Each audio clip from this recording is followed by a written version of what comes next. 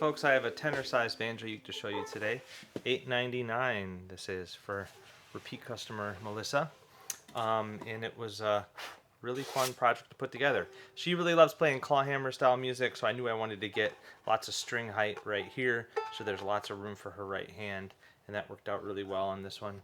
It's made from some just nice straight grain maple and Texas ebony for the trim wood, and then Texas ebony up here.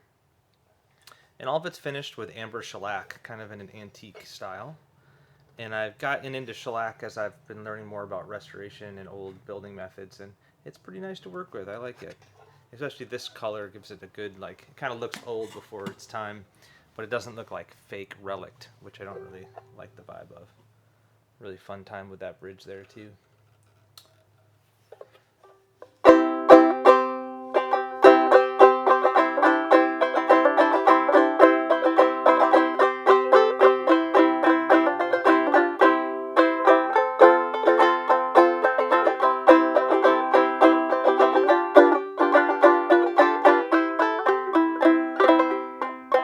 Yeah, and I love using all the different woods, but maple still, to me, sounds like a banjo. It's still just the old-timey wood.